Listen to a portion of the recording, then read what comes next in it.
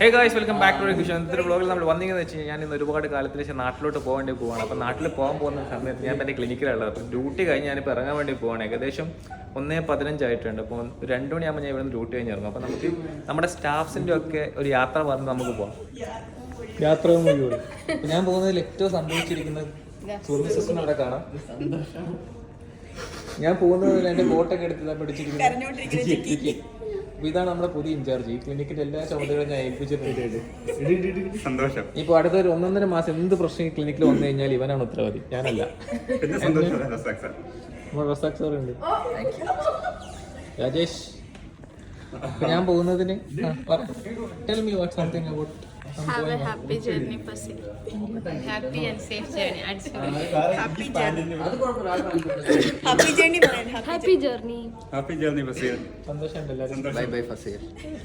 അങ്ങനെ ക്ലിനിക്കിൽ നിന്ന് നേരെ റൂമിലോട്ട് വരേണ്ടി വന്നു പെട്ടെന്ന് തന്നെ. കാരണം കുറച്ച് പ്രശ്നങ്ങളൊക്കെ ഉണ്ടായിരുന്നു, അടിയും പിടിയും കാര്യങ്ങളൊക്കെ ആയിട്ട് ക്ലിനിക്കിൽ നിന്ന് ബാക്കി വ്ളോഗൊന്നും എടുക്കാൻ പറ്റില്ല. ഇൻട്രോ എടുക്കാനൊക്കെ കുറേ പ്ലാനിങ് കാര്യങ്ങളൊക്കെ ഉണ്ടായിരുന്നു. അങ്ങനെ നേരെ റൂമിലെത്തി നമ്മുടെ പെട്ടിങ് കാര്യങ്ങൾ നമ്മൾ സെറ്റ് ചെയ്തു. അപ്പോൾ നമ്മുടെ തമ്പി ഇവിടെ ഉണ്ട്. നമ്മുടെ തമ്പി ഇപ്പോൾ ഡ്യൂട്ടിക്ക് പോകേണ്ടി പോകണം. അപ്പോൾ ഞാൻ പോകുന്ന സമയത്ത് തമ്പി ഇവിടെ ഉണ്ടാകത്തില്ല. തമ്പിക്ക് 9 മണി വരെ ഡ്യൂട്ടി ഉണ്ട്. തമ്പി நான் போயிட்டு வரேடா. பாய் பாய், பத்திரம் சேஃபா இருங்க. தம்பியோட வைஃப் இந்த வீடியோ பார்க்குறேன்னா, தம்பியோட வைஃபு നമ്മുടെ തമ്പിയുടെ വൈഫ് എൻ്റെ ഒരു സബ്സ്ക്രൈബറാണ്. തമ്പിയുടെ വൈഫ് இந்த வீடியோ பார்க்குறதுன்னா உங்க ஹஸ்பண்ட் இங்கே நல்லா இருக்கிறா, என்ஜாய் பண்ணுறா, உங்ககிட்ட கஷ்டத்தெல்லாம் சொல்லுவானா, என்ஜாய் பண்ணிட்டு இருக்கா. ராஜா மாதிரி இருக்கா அவன் கஷ்டம் அவளுக்கு.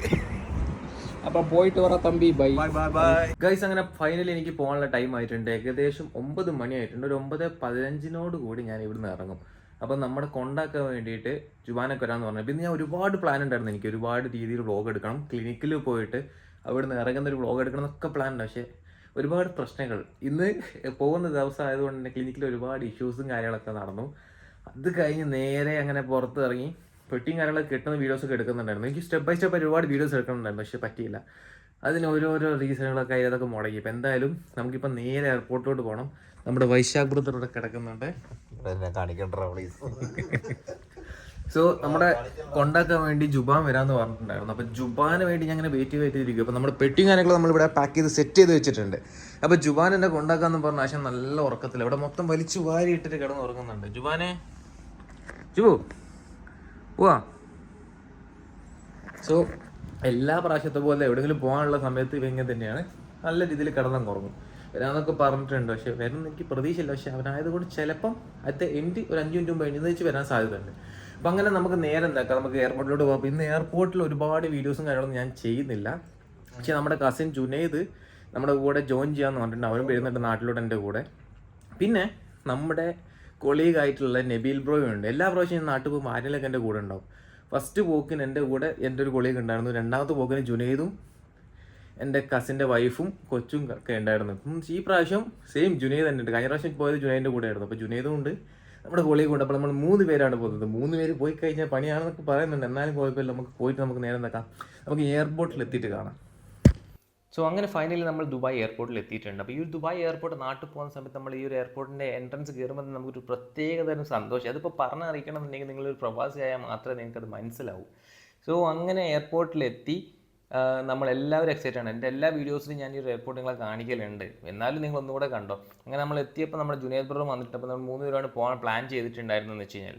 പക്ഷേ അൺഫോർച്ചുനേറ്റ്ലി ജുനൈദ് ബ്രദറിന് വരാൻ പറ്റിയില്ല. അവന് കുറച്ച് വിസയുടെ കുറച്ച് ഇഷ്യൂസ് ഉള്ളതുകൊണ്ട് അവന് തിരിച്ചു പോകേണ്ടി വന്നു. അപ്പം നെക്സ്റ്റ് ഡേ അവന് വരാമെന്നുള്ളൊരു ഓപ്ഷൻ കൊടുത്തു. അപ്പോൾ അങ്ങനെ അവൻ തിരിച്ചു പോയി. അങ്ങനെ നമ്മൾ ഫൈനലി നമ്മൾ കരിപ്പൂർ ഇൻ്റർനാഷണൽ എയർപോർട്ടിൽ ലാൻഡ് ചെയ്തിട്ടുണ്ട്. അതായത് കാലിക്കറ്റ് എയർപോർട്ടിൽ ലാൻഡ് ചെയ്തിട്ടുണ്ട്. അങ്ങനെ അവിടെ പുറത്ത് ഇറങ്ങി ഉടനെ തന്നെ എൻ്റെ ബ്രദേഴ്സ് 2 പേരും എൻ്റെ കൂട്ടം വന്നിട്ടുണ്ട്. എൻ്റെ ഏറ്റവും നേരെ താഴത്തുള്ള അനിയൻ, ഇതെൻ്റെ ഏറ്റവും ചെറിയ അനിയൻ. അപ്പോൾ അവർ 2 പേരാണ് എന്നെ പിക്ക് ചെയ്യാൻ വന്നിട്ടുള്ളതെന്ന് വെച്ച് കഴിഞ്ഞാൽ. ഞാനും എക്സൈറ്റഡ് ആണ്, എത്രയും പെട്ടെന്ന് വീട്ടിൽ എത്തണം എന്നായിരുന്നു ഒരു മൈൻഡിൽ ഉണ്ടായിരുന്നെന്ന് വെച്ച് കഴിഞ്ഞാൽ. അങ്ങനെ ഫൈനലി നമ്മൾ നമ്മുടെ വീട്ടിലെത്തിയിട്ടുണ്ട്. സോ ഇതാണ് എൻ്റെ ഒരു വീടിൻ്റെ ഗേറ്റ് എന്ന് വെച്ച് കഴിഞ്ഞാൽ. നിങ്ങൾ ഇതിന് മുമ്പത്തെ എൻ്റെ വീഡിയോസ് കാണുന്ന ആൾക്കാർ നിങ്ങൾ കണ്ടിട്ടുണ്ടാവും. സോ എൻ്റെ ഉമ്മയും വാപ്പയും അവിടെ തന്നെ വെയിറ്റ് ചെയ്തിരിക്കുന്നുണ്ട്. അപ്പം സോ എക്സൈറ്റഡ് ആണ്, കാരണം ഒരുപാട് കാലത്തിന് ശേഷം അവരെ കാണാൻ വേണ്ടി പോവാണ്. ഗൈസ് അങ്ങനെ നമ്മൾ നേരെ നമ്മുടെ വീട്ടിലെത്തിയിട്ടുണ്ട്. അപ്പോൾ ഞാനിപ്പം എയർപോർട്ടിൽ എത്തിയിട്ട് ഞാൻ വ്ളോഗ് ചെയ്യണമെന്ന് വെച്ചാൽ ഇന്ന് ഫുള്ള് പോലീസ് കേസും കാര്യങ്ങളൊക്കെ. ഇപ്പോൾ ഇന്നിപ്പോൾ വെച്ചാൽ എയർപോർട്ടിൽ ഇറങ്ങിയ സമയത്ത് ഞാൻ ഫ്ലൈറ്റിലെ വാഷ്റൂമിൽ പൈപ്പില്ലല്ലോ, ലൈക്ക് വെള്ളമില്ലല്ലോ. അപ്പോൾ ഞാൻ എന്താക്കി, ജസ്റ്റ് ഒന്ന് എയർപോർട്ടിൽ എത്തിയിട്ട് എമിഗ്രേഷന് മുമ്പ് ഞാൻ ബാത്റൂമിൽ പോയി. അവിടെ ഒരു വലിയ ലോങ് ക്യൂ ഉണ്ടായിരുന്നു. അത് കഴിഞ്ഞ് ആവശ്യത്തിൽ എന്നോട് ചോദിച്ചു എന്താണ് ഫ്ലൈറ്റ് ഇറങ്ങിയിട്ട് 1 മണിക്കൂർ ലേറ്റ് ആയിരുന്നു. അപ്പോൾ ഞാൻ പറഞ്ഞു ഞാൻ വാഷ്റൂമിൽ പോയി, ഇപ്പോൾ ക്യൂവിലുണ്ടായിരുന്നു.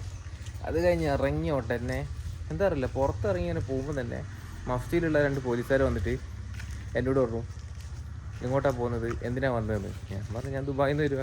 ഇതൊക്കെ ആരാന്ന് ചോദിച്ചു. എൻ്റെ 2 അനിയന്മാർ എൻ്റെ കൂടെ ഉണ്ടായിരുന്നു. അപ്പം ഞാൻ പറഞ്ഞത് എൻ്റെ അനിയന്മാരാ. സ്വന്തം അനിയന്മാരാണോ? ഞാൻ പറഞ്ഞത് സ്വന്തം അനിയന്മാർ, ഒരു മരമക്കളാണ്. ഞാൻ പറഞ്ഞത് ഒരു മരമക്കൾ. ഞാൻ ഇവരെന്തൊക്കെ ഇതൊക്കെ ചോദിക്കുന്നത് പറയാൻ പറ്റില്ല, കുറ്റം പറയാൻ പറ്റില്ല. കാരണം 3 പേരും എന്നെക്കാട്ടിലും 2 പേര് എന്നെക്കാട്ടിലും സൈസ് ഉണ്ടല്ലോ. അപ്പോൾ ഞാൻ എൻ്റെ ഫാമിലി ഫോട്ടോ കാണിച്ചെടുത്തു. കണ്ടത്തെ എന്നോട് വെച്ച് ഫോൺ വാങ്ങിച്ചിട്ടുണ്ടോ, ഗോൾഡ് വല്ലതും ഉണ്ടോ? ഞാൻ പറഞ്ഞു എൻ്റെ ഗോൾഡൊന്നുമില്ല, ഫോണേ വാങ്ങിച്ചിട്ടുണ്ട് എനിക്ക് യൂസ് ചെയ്യാൻ വേണ്ടി. ഞാനൊരു iPhone 15 Pro Max വാങ്ങിച്ചിട്ടുണ്ടായിരുന്നു. അപ്പോൾ അത് വാങ്ങിച്ചെന്നൊക്കെ പറഞ്ഞു. അപ്പം ആ ഒരു ഇതിൽ തന്നെ മൂഡ് പോയി. പിന്നെ വ്ളോഗ് എടുക്കാനും തോന്നിയില്ല. കാരണം എന്തൊക്കെ ഈ നടക്കുന്നത്, കയറി വരുമ്പോഴും കേസ്, ഇവിടെ വന്നതിന് ശേഷം കേസ്. അങ്ങനെ ഞാൻ നേരെ വീട്ടിൽ വന്നിട്ട് ഒരു വർഷത്തിന് ശേഷം നമ്മുടെ കാറ് നമ്മളൊന്ന് ഓടിക്കാൻ വേണ്ടി പോവാണ്. Guys come on. അപ്പോൾ നമ്മുടെ വീഡിയോ ഇനി മുതൽ എടുക്കാൻ പോകുന്ന വെച്ചാൽ ഫായ്സ് ആയിരിക്കും. ഗൈസ് ഒരു വർഷത്തിന് ശേഷം നമ്മൾ വണ്ടി ഓടിക്കാൻ വേണ്ടി പോവാണ്. അപ്പോൾ നേരെ ഡ്രൈവ് മോഡിലൂടെ ഇടാം. അയ്യോ എന്തൊക്കെയാണ് നടക്കുന്നത് ഈ കൊച്ചു കേരളത്തിൽ. അവിടെ ഒന്നും ഇല്ല തട്ടാനൊന്നും ഇല്ല, മന്തിൽ മാത്രമേ ഉള്ളൂ.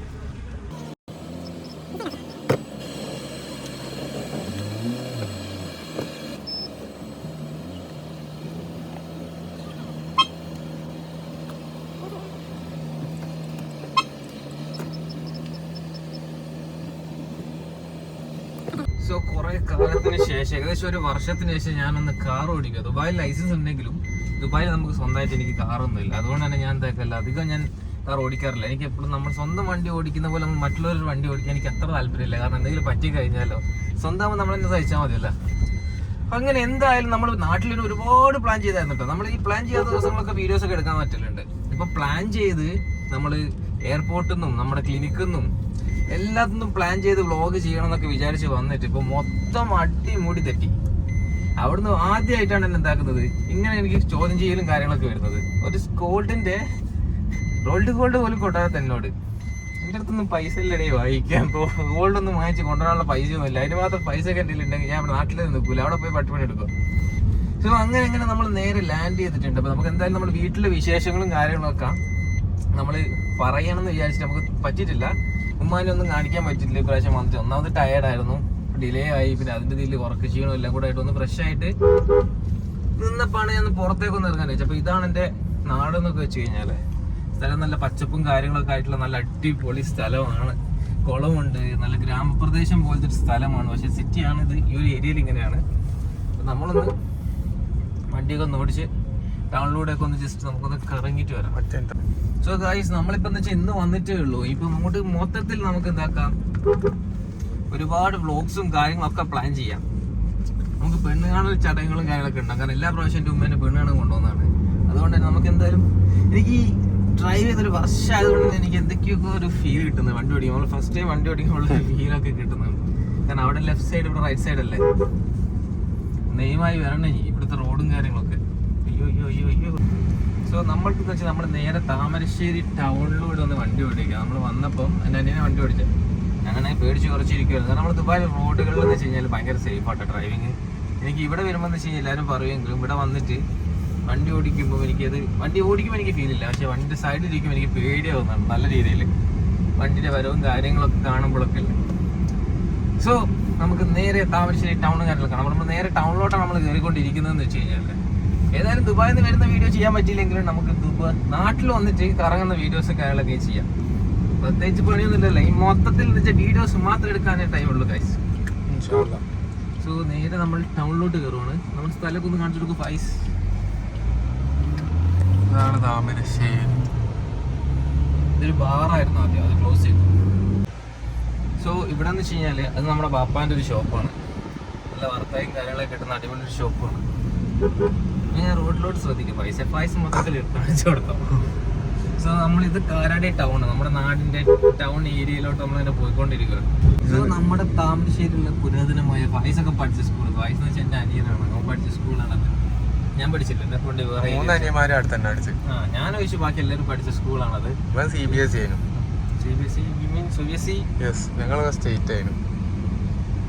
അത് കഴിഞ്ഞ് നമ്മൾ നേരെ ഇതാണ് താമരശ്ശേരി ടൗണിന്റെ ഹൃദയ ഭാഗത്തോട്ട് നമ്മൾ പോയിക്കൊണ്ട് നമ്മുടെ സിവിൽ അല്ലേ, അതായിരുന്നു മിനി സിവിൽ സ്റ്റേഷൻ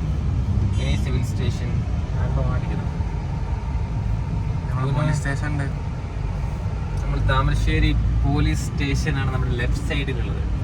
ലെഫ്റ്റ് സൈഡിൽ താമരശ്ശേരി പോലീസ് സ്റ്റേഷൻ നമുക്ക് കാണാം. ഇതാണ് താമരശ്ശേരി പോലീസ് സ്റ്റേഷൻ.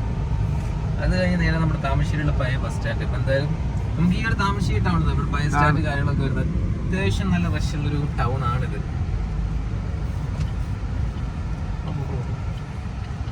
ഞാനാ സൂര്യ